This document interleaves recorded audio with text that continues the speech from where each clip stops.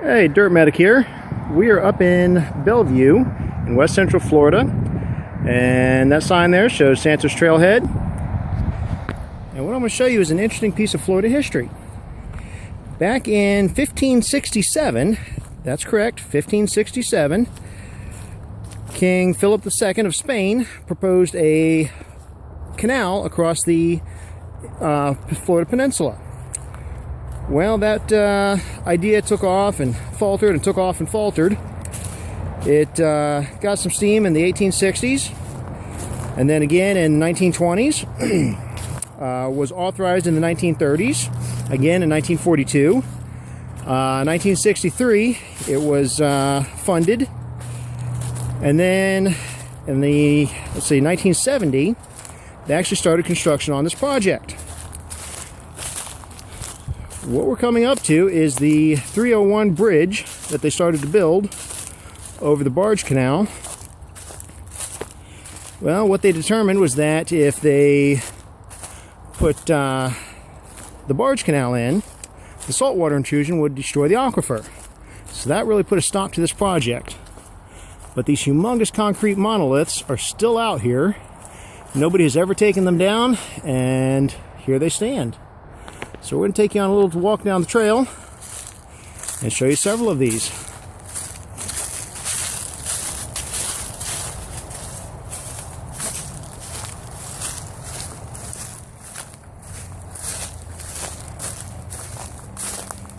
Some of them have similar design.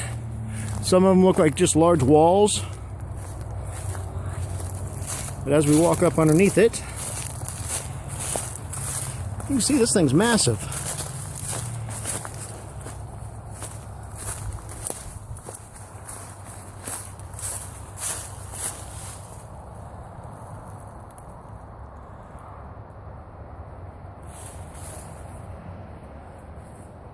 Just huge, and left out here to be taken over by the forest again. We'll walk on down the trail. Okay, I lied. Before we go down the trail, we're going to stop at the little kiosk here. And what you're going to see, this structure here is the one I just showed. These are the ones that look like walls, but as it turns out, they're incomplete. And I'll show you those in just a minute. They're supposed to actually be taller than these.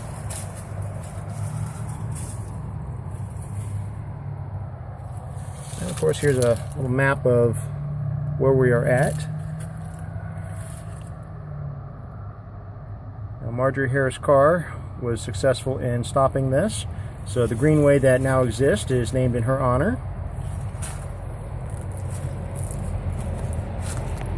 Some pictures of some of the first construction. As a matter of fact, there's some artifacts out here that we found. Some old bottles, bricks, pieces of metal, so I'd imagine that's from these days. Alright, let's go for a walk. Okay, and as we're hiking along the trail here,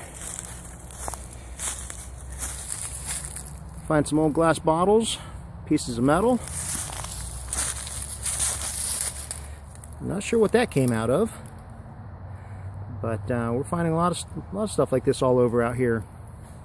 So I just placed these for ease of making the video, but these artifacts are everywhere. Okay, and as we walk down here, you start to see this other monolith. We'll get a little bit closer. And here we are approaching the second support.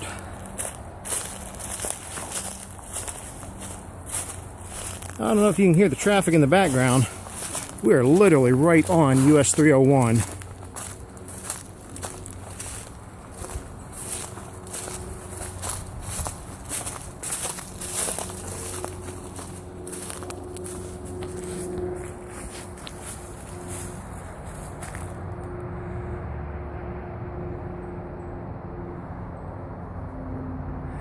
And of course, not saying that we don't have structures this size elsewhere. Of course, our modern bridges are much bigger, but to find something this large just hidden right in the woods, I don't know how many years I've driven past this thing and had no clue this was here. Of course, as we turn around, some planted palm trees. And we'll continue our trek through the woods here. Okay, and as we're hiking along, you can barely make it out, but that's the third one. And I'm going to pan back to the left. And that in the distance is the second one. So, quite a distance between these.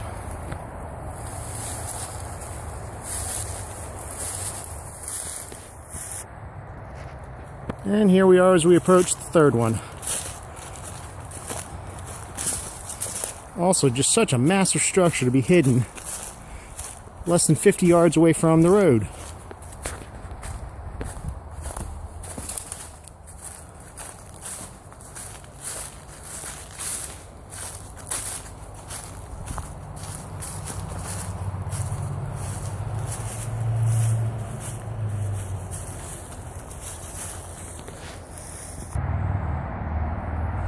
Okay, now something else that I found very interesting out here, totally unrelated, yet of a historical nature. You'll notice there's lots of pine trees. Well, pine trees is what gives us turpentine. This right here is called a cat face. And essentially what would happen is they would come in and they would scrape away the bark. And of course, as this piece died here, new bark would go around it and it would give it this face. You see that nail there? Get it to focus. That was where they would hang what's called hurdy pots that would collect the sap, which they would turn into turpentine. You'll also see these hatch marks, these V-shapes. That's where they would cut in, and that would allow the turpentine to drip down into the pots that they would hang. And they had two styles. One was clay, and the other was a metal. So a couple different techniques for pulling the sap out for making turpentine. But this is one example of one tree. And I know there was another one. We'll go see if we can't find that. And here's the next one that has a cat face on it. Unfortunately, this particular pine tree has died. So the evidence of turpentine, the turpentine activity, is going to be limited here. As this tree starts to fall apart. As you can see, here's the sap that would have dripped down into the hatch mark. Now these nails here, and sometimes they had to put 2 or 3 nails in here to hold the pot on. But turpentine industry was late 1800s to 1910, and they really started to die out around 1920s. So this cat face and these nails are likely to be well over 100 years old. So apparently they did not remove these trees when they started to build the bridge over the canal. But there's at least 2 of these. Excellent examples of cat faces.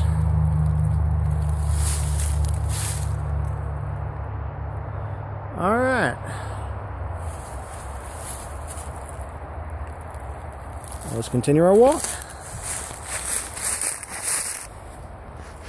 Okay, there's quite a bit of distance between these, so instead of you suffering through listening to my rambling, we're just editing this so you can see what's important. And this is the third structure, heading from north to south. So we'll go ahead and walk underneath that.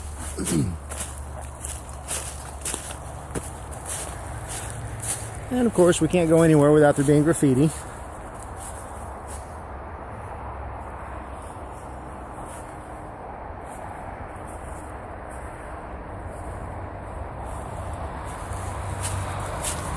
And there's the traffic.